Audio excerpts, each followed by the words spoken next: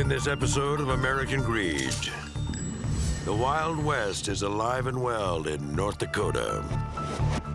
When an oil boom hits the state, a few bad men descend on the bad lands. It was a modern-day gold rush out there. With that comes a lot of people with checkered pasts.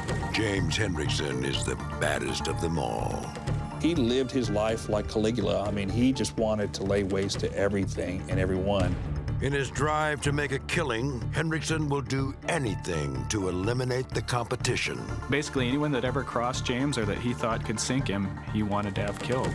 There's been shots. A man just kicked in our house and shot my husband. He certainly gets an A for effort in terms of being a serial murderer. But when this arrogant mastermind hires a sloppy hitman, his budding empire comes crashing down. We always say you can't make this stuff up.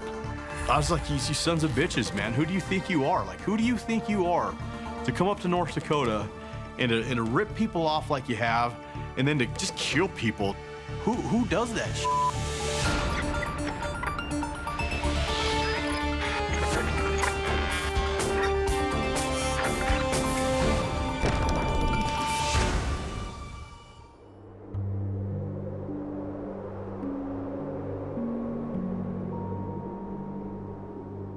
Deep within the American heartland, North Dakota is home to wide-open spaces, rugged landscapes, and few people. Despite being population poor, the state is rich in natural resources. In 2006, North Dakota is the site of a modern economic boom, when a layer of oil-saturated shale is tapped in the Bakken, a rock formation beneath the western half of the state. Hydraulic fracking unleashes millions of barrels of black gold. It was like Deadwood. It was crazy. It was a gold rush, basically. And the oil business was booming. There was a lot of money to be made. To corral that much oil, manpower is desperately needed. Over the next several years, more than 100,000 men descend on the patch.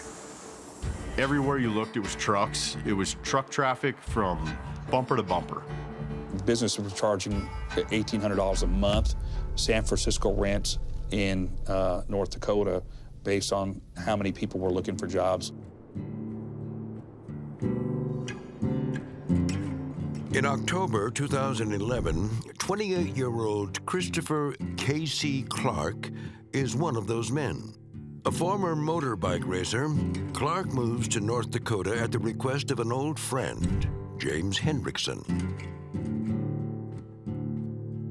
Henrickson has recently started a promising oil-related business, Blackstone Trucking, and wants Clark to be his operations manager. Casey and James raced motorcycles together in Washington State, so he'd known Casey for quite a while. Just 32 years old, James Henrikson appears to be a promising young go-getter. In addition to owning a trucking business, he possesses an imposing physique and a sparkling white smile.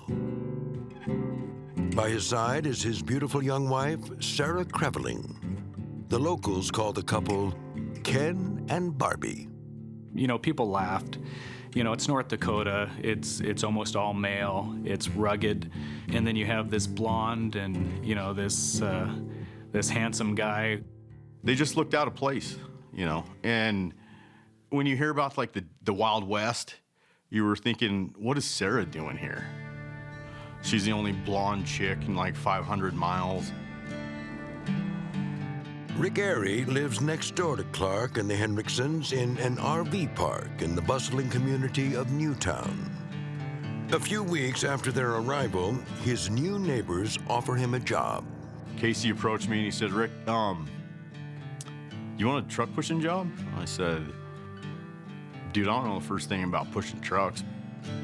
He said, I'll pay you $1,500 a week salary. And I was like, deal. Airy works as Blackstone's truck dispatcher. In the desolate and lonely oil fields, Rick and KC quickly develop a strong friendship. We'd BS, we'd talk, and he had a good heart. And him and I just hit it off like we'd grown up the same way, you know? So, we just kindred souls and fast friends. Blackstone's main business is running water tankers to and from the oil fields. Fracking requires fresh water to help break up the oil-rich shale. We'd have 75 to 100 trucks out there. We'd have multiple jobs going because not only were we filling frack tanks around the clock, we had wells that were already producing that had dedicated runs where we'd have to go pull the water off them. The money is good, but the men work long hours. Oh gosh, 24/7, man. It was ridiculous. So, I mean, it's one of them jobs where you got to shower maybe once a week. You know, I was living on Red Bull in Copenhagen. After an intense few months, Rick and KC are burning out. In early 2012, the men make plans to leave Blackstone and help a mutual friend start a new trucking business. I was like, dude, look at what James is doing. I was like, we could do this for ourselves and we could pay the truck drivers, run a legit show, and we can make our own money. Rick and KC conspire to poach some Blackstone clients and take them to their new gig. But KC tells his friend it's crucial they keep their plans secret. He was like, man, we got to keep it quiet. James cannot find out. James cannot find out. In February 2012, shortly before his planned covert departure from Blackstone, KC Clark is scheduled to take a 2-week vacation. James Henrikson that told Casey Clark, you're just working too hard. You need a break. Go on vacation. But before KC can leave, James Henrikson has one request. He wants Clark to stop by the office and drop off his company credit card. They claim that how are we going to buy fuel and pay for things when you're on a 2-week vacation? We need that card. We need that card. On February 22, 2012, Casey Clark heads to the Blackstone trucking office. Early morning, I think on a Tuesday morning sometime. And there were truckers walking around, approximately 20 to 25 truckers in the yard at that time. Several people saw Casey come to the building, and several employees saw him. But where Casey goes next is unknown. Several hours after Clark's visit to Blackstone, Rick Airy is unable to locate his friend. So I started texting him, I started calling him, the same thing. I'm not getting any return, nothing, no reply. It's going to voicemail. That afternoon, Airy drives out to the Blackstone shop.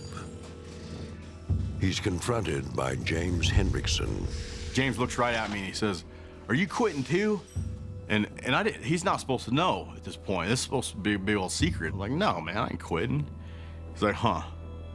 Okay, well, there's just rumors going around you guys are quitting, you and Casey are quitting. Rick asks James if he knows where Casey is. Henrikson tells Rick that Casey has a history of skipping town unexpectedly. Yeah, that son of a bitch, he always up and disappears like this. He owed a bunch of people in Washington a bunch of money, and he hauled ass one other time. I've been trying to call and text him all day, too. But in the following weeks, Rick realizes that something's not right. Casey's clothes and personal items are still at his house.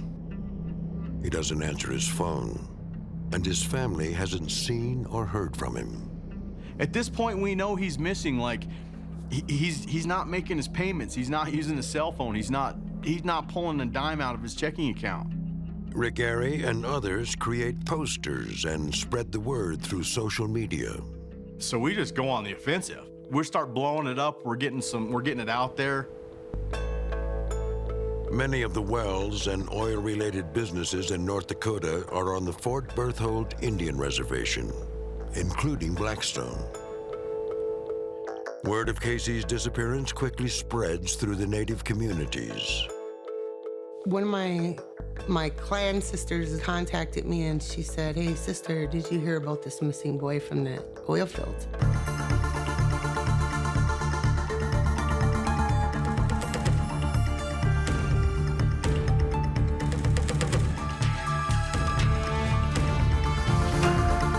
Stacy Keach here, feeling greedy for more videos like this one? Then be sure to like and subscribe right here on CNBC Prime.